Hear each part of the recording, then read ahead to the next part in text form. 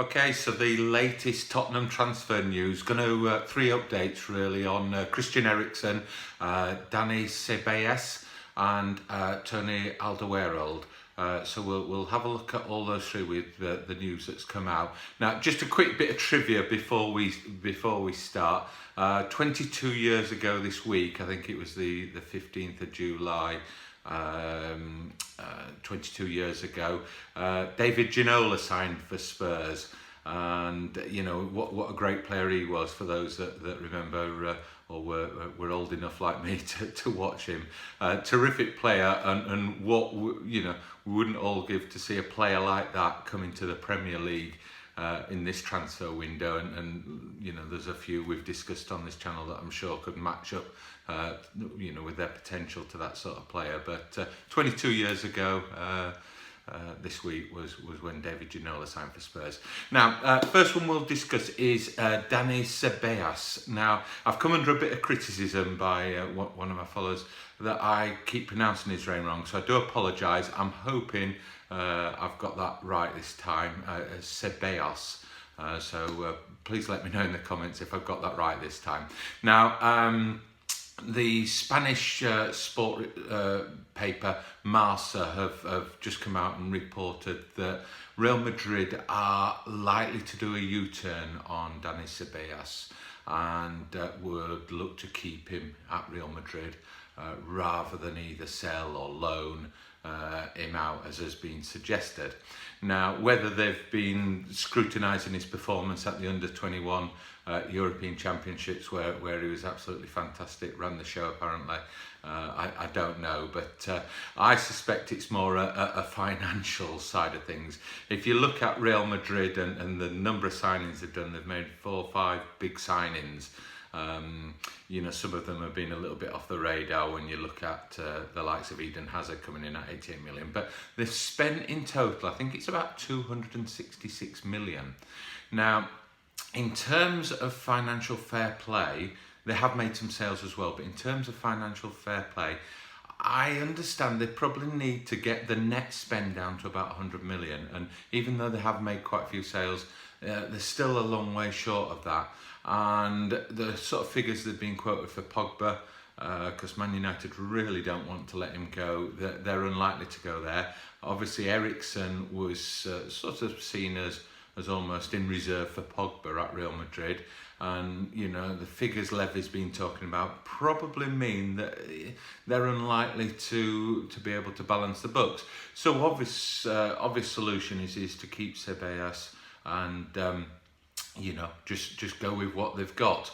Now, the president obviously likes Ceballos. Zidane preferred Pogba. We'll see what happens on that one, but I suspect they've not had a turnabout of judgment on Ceballos. I just think they've probably looked at the financial side of things and that, perhaps we're hoping they were going to pick up one of those players like Pogba or Eriksen a lot cheaper than perhaps they're being quoted. Obviously, still a long way left on this transfer window, and I still believe Real Madrid may, if they don't get Pogba, come back in for Eriksen late on and try and play hardball with Levy. But we'll see how that one progresses. But the reports coming out are that at the moment Ceballos would be looking to stay in Real Madrid, which would then close the door to Pogba and Eriksen. Now, that's good news for Spurs, I believe. A lot of people sort of saying, well, Eriksen should go. And if he's not happy, I'm a great believer that if a player's not happy at a club, then yes, he should be moving on. But, we don't actually know that the player's feelings. Yes, he suggested he wanted to move. But, going back to what he actually said, it was a little bit of a half-hearted, request for a move rather than I'm really unhappy and I want to move. It was, well, if so-and-so Real Madrid come in for me, it would be hard to turn down. So we'll see how that one unfolds. Now, also talks that Man United are sniffing around Eriksen. I can't see Levy selling him to Man United unless they came in with a terrific price for him. And as long as they keep hold of Pogba, they're unlikely to do that. However, should Pogba move on for the sort of figures that Man United are quoting, pretty sure Solskjaer could come in and offer Levy something that may well tempt him. So we're at that stage of the transfer window where there's 2 or 3 big names in the ring, in the transfer ring, and as soon as one of those moves, it will free up other moves. And you know, we just need that one big move or one of those big players to move, and we'll see a little bit of a merry-go-round effect on it. So we'll keep you posted, obviously, at what's happening there. But it looks like, I understand Eriksen is preparing to go on the tour to Singapore, and I think they leave on Wednesday, so it doesn't look like there's anything imminent there. Now, just while we're talking about the pre-season tour, just go through the fixtures really for the pre-season tour. On July 21st, it's the International Champions Cup. They play Juventus in Singapore. So that's going to be a terrific game. That could be the first time Aaron Ramsey, the ex-Arsenal player, plays for Juventus, so that will be an interesting one up against Spurs, some old rivalry there. I don't think De Ligt will be in the Juventus team because from what I understand, that one's still not confirmed. Everybody who's reporting the deal was done there, but as far as I'm aware, it's not yet done, and I think Barcelona are still trying to nick that one from under Juventus's nose. The next game in Singapore is Man United, so again another tasty fixture, July 25th. And then Spurs move on to Munich and they play Real Madrid in the Alliance Arena. That's on July 30th.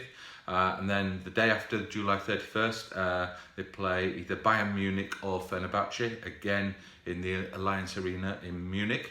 And then on August 4th, they play Inter Milan at the London Stadium. So you look at those 5 teams are playing: Juventus, Man United, Real Madrid, Bayern Munich, Inter Milan, up against some old foes there, and also up against some current foes in the transfer market. So there's going to be some real tasty pre-season games, and you can't knock whoever's organised that pre-season fixture list has done a terrific job really for Tottenham there. I can't wait to see how they pan out. So the next name we're going to look at is Toby Alderweireld. Now, from my last report, the last we heard was that Levy was meeting Baldini with AS Roma with regards to discussing Toby.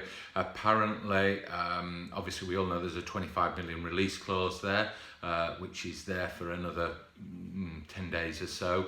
And from what I understand, AS Roma have agreed personal terms, some horrendously high figure on personal terms, which obviously puts pressure on them to bring the price down of signing Toby Alderweireld. Now, Levy wants 25 million, they're looking more like 18 million. From what I understand, Levy's playing hardball and saying, no, it's, you know, we're not budging, it's going to be 25 million. And, you know, Levy's known for his negotiations. I don't think it's really one Levy wants to lose, you know, even at 25 million, and I'm sure Pochettino wouldn't want to neither. So I think that one's at stalemate at the moment. I mean, some things could happen on that, but as we speak, that one's on hold. Now, there's also talk that AS Roma will do some sort of deal with Eriksen, and in return, Zaniolo, who I looked at in a previous video, did a profile on him if you want to go back and have a look at that one. And I don't know, it's not a swap I would like to see, unless, you know, that's the only way out of sorting out the Eriksen thing. I think Zaniolo, terrific player, but he's still a little bit young, and you know, perhaps a little bit inexperienced to come in as a like-for-like replacement, but superb players nevertheless. So that's where we are with that one. Last one I want to talk about is the fullbacks. No real news on the fullbacks. Obviously, all the reports Tottenham are one of the clubs looking at Dani Alves. And I think somebody made a comment on one of the last videos that Serge Aurier really would be Spurs' #1 replacement if Kieran Trippier went to Bayern Munich or one of the numerous other clubs he's linked with.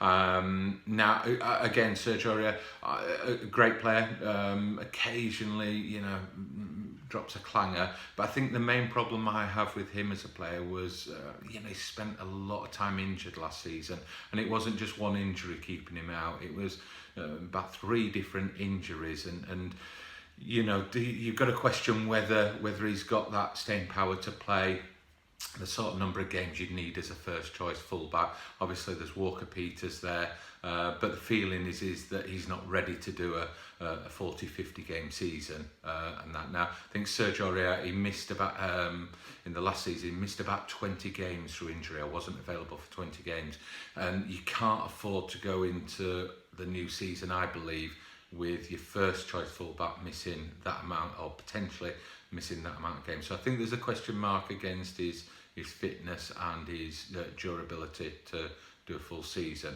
But we'll see how that one pans out. Again, there's no new news out on Kieran Trippier or Rose, so we'll keep an eye out for any news on that. Obviously, if you like the videos, appreciate all the support you're giving. If you'd like and subscribe if you're not already. I'll keep you up to date with all the latest Tottenham transfer news. And thank you once again for watching.